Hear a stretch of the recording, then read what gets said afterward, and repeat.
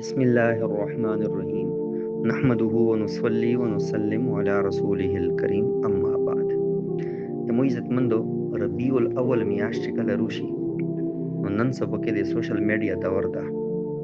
خلق دینی پیغامات د تحقیق نه بغیر یو بل تستی دوی غریبون نه ګرام دوی سوبه بنیاد کوي او حقیقت کې هغه شیونو اس قسمه مستند ثبوت نه وي.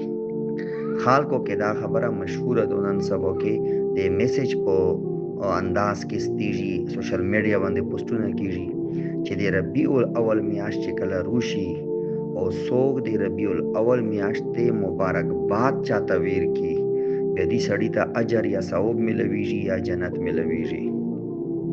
دا خبره زدا کو چې په میاشتو مبارکوي باندې د جنت یا د جهنم فیصله نه دي.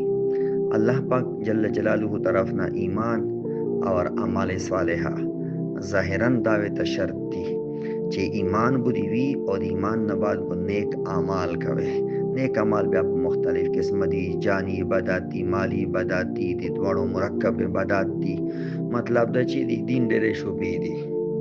نور دا خبره چې د ربیع الاول میاشت مبارکباد دي چاته ویر کړه، دا خبره دوها غلطه او دویمه غلطه چې د حدیث په تور باندې نقل کیږي چې دا نعوذ بالله د جناب رسول الله ارشاد ده. دا بیا غینه غټه غلطی ده، ځکه چې دا پیغمبر علیه الصلاۃ والسلام باندې درویغ ور تړل دي او حضور پاک علیه الصلاۃ والسلام باندې څوک درویغ ور وتړي د هغه باره کې صفه حدیث شریف ته مستند چې دا سړی د بیا خپل ټکانه جهنم کې تلاش کی. دا د پیغمبر علیه الصلاۃ والسلام سره د مینې اظهار نه ده، بلکې د هغې امت د هغې طریقه کار نه هټاو کوونې سازش ده.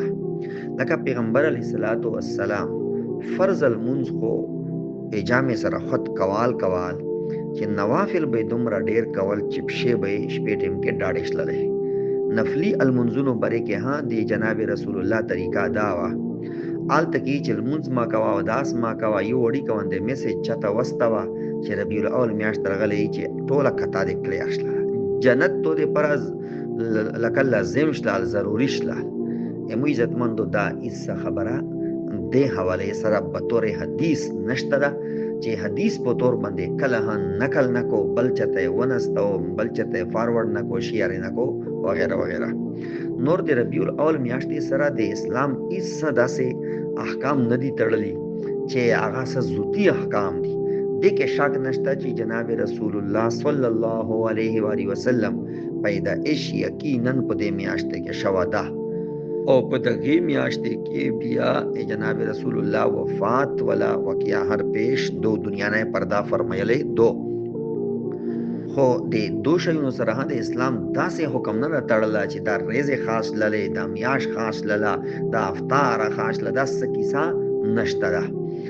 نه بلې رژې شته دي، نه د سمنونو پخول شته دي، نه د دې روزو منو کول شته دي، او نه د دغو مبارکباد ولا پیغام چاته استول دي. ملګري دې نه سختۍ سره ځون وسوتي. نور مستقل بیان به انشاءالله په دې باندې بیا کیږي.